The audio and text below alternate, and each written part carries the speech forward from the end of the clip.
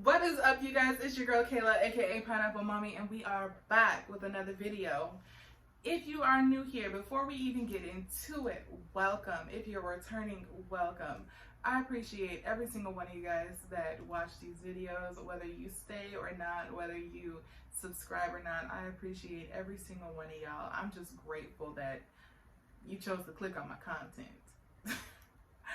So, with that being said, let's get into today's video. As y'all already know, I'm what you would consider an SMVC or single mom by choice. I'm 25, I have endometriosis, I am a therapist, and that's it. So, as given my demographics, given my age, I'm single, everything, I get questions about how I plan on telling my kiddos about their origin story, my concerns with raising them without a second parent in the home, and all of that in between. But those typically are the main questions. I've even had some people asking me how I plan to financially provide for my kids. So, today we're going to really be talking about what it looks like to prepare for that conversation with your kiddos. Concerns that we might all share, concerns that may differ per person. And yeah, so as y'all already know, my kiddo, I'm using a sperm donor. He's Korean. Thankfully, my sperm donor gave more sperm, so his vials were available. And we'll hope that it stays that way until after I get pregnant. So, yeah, I get a lot of questions about raising my kid. We're going to talk about it first. Raising my kid without a second parent and their origin story. First off, their origin story I have written, and I'm adding to it. I'll add more to it once I'm pregnant, and then I'm finishing it off after I give birth, because there's certain things that I want to incorporate in this short story to tell my little kid.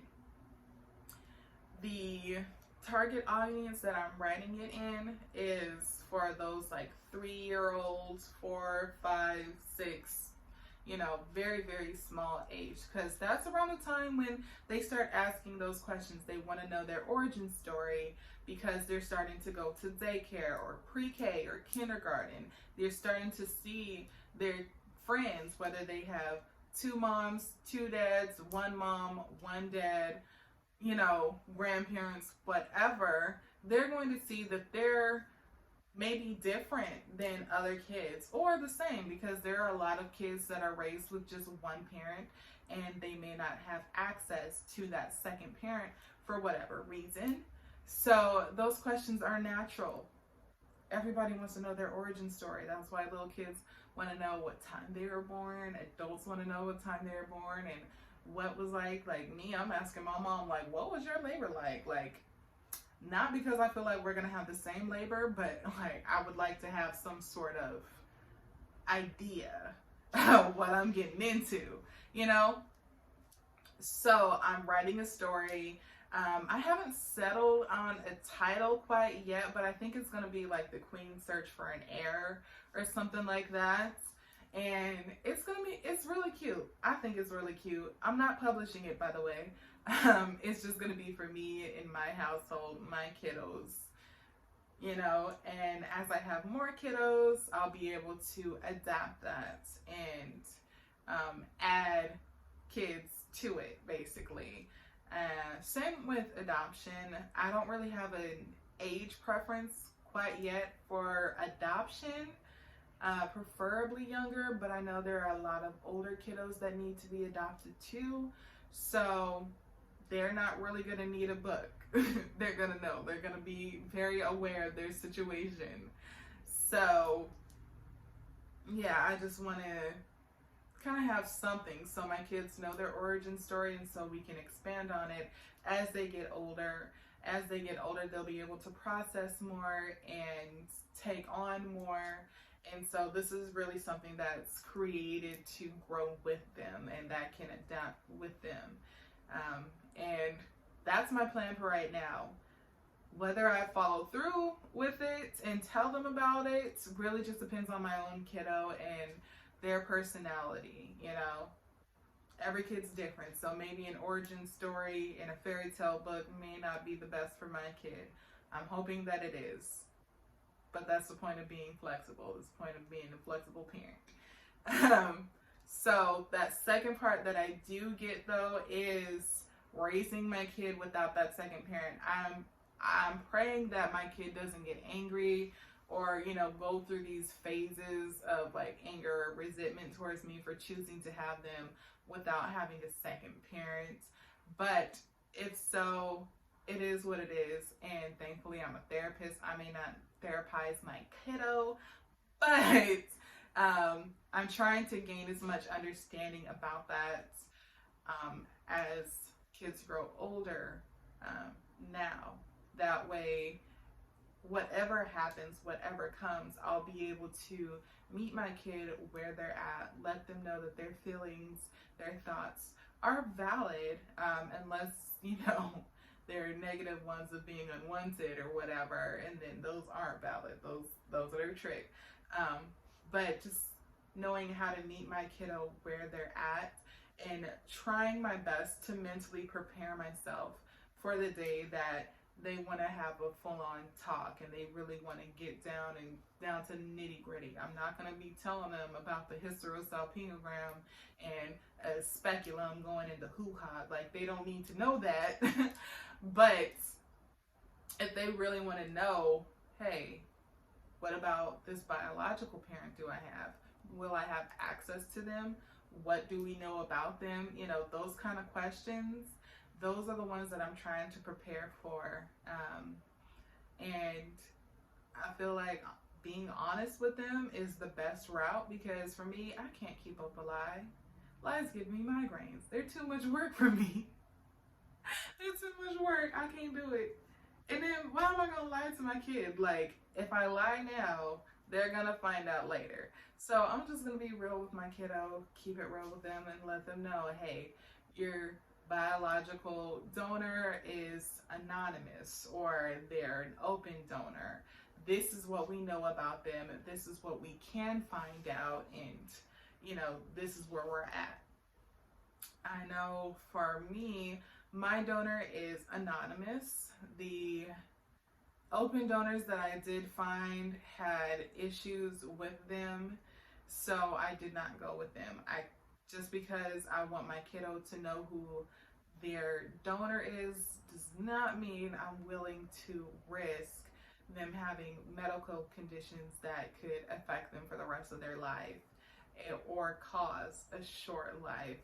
I know the last one that I chose, they had a condition that if my kiddo got it, they wouldn't really be able to survive past like a couple weeks after being born if they survived pregnancy, you know, and that's just not a risk I was willing to take. It was going to be really agonizing, and it's just like, why would you even donate sperm if you have that condition? But everybody has the right to do what they want. So, unfortunately, my kiddo's donor is anonymous, and that means I need to prepare for the disappointment that may come, the questions that are bound to happen, and everything else along the lines, so that when that day comes, I can answer them the best that I can, and I'm ready for whatever reaction my kiddo has. As for you guys, it really just depends if you want to tell your kiddo their origin story or not. If you are a couple and you're using your own sperm or embryo or egg, or if you're a couple and you're using somebody else's, usually I feel like if you're a heterosexual couple, that will be and not necessarily easier choice, because everybody's different, but I feel like it may be simpler. There may not be as many repercussions that you can see between telling your kid, hey, you know, we use this or that, versus, say, a same-sex couple or a single parent. With that, the kids are going to want to know, hey, where is egg donor? Where is the sperm donor? Where is, you know, whatever? And that's where things get more complicated. And so that's why origin stories, telling them at a young age, I feel can be very beneficial versus maybe a heterosexual couple that just needed IUI or egg or whatever, and they wait until they're teenagers. Personally, I would still maybe tell them if they use some sort of donor, whether it be sperm, egg, or embryo, at a younger age. Maybe not so much when they're little, but it's all depending on you and your family and your choice. But there's just some things that may come with repercussions versus, like, say you're a hetero couple and you're using your partner's sperm and you just need to use IUI or IVF with it. You may not need to tell your kid that you had a procedure to do it, unless maybe they're older and they're trying to conceive and they run into those same issues, and then you can be like, well, actually, boom. So yeah, it really just depends. Some other questions that I do get, which are so wild, is basically when I was choosing to go with a known donor, and not just a known donor, but like one that I knew personally and was friends with, what we're going to do once he started dating again, or once he had a wife and kids of his own, and you know, those things like that. Me personally, I did not want him to have parental custody or rights to the child. I wanted him to sign them away, but I did want my kid to know who they are in relation to him. They're gonna know him personally, but I also wanted them to know that, hey, this is your sperm, like my sperm donor. This is your donor, you know, the one who helped create you.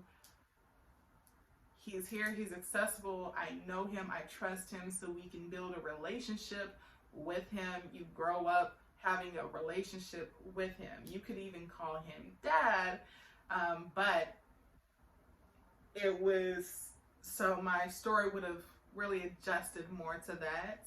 And I think that's something that a lot of kids see nowadays anyways, where their parents aren't together, but they know both of their parents.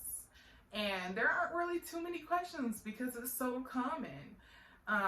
And they don't need to know that we were never together, you know, but I did have a storyline in mind for that. So it all really just depends on your situation. I say, if it's something that you're thinking about, definitely look on Amazon, look at your local bookstores, see what they have in kids' storybooks that discusses IUI, IVF, growing up with only one parent, whatever. They have them. They really do. I can't list any for you. I was looking over the summer, so it's been a while. But just look it up on Amazon, or, you know, Barnes and Noble, or whatever bookstore that you have. Or talk to your reproductive endocrinologist, see if they have any of those packets like mine used to. I don't have access to it anymore. That's why I'm just like, I can't really look back and find it.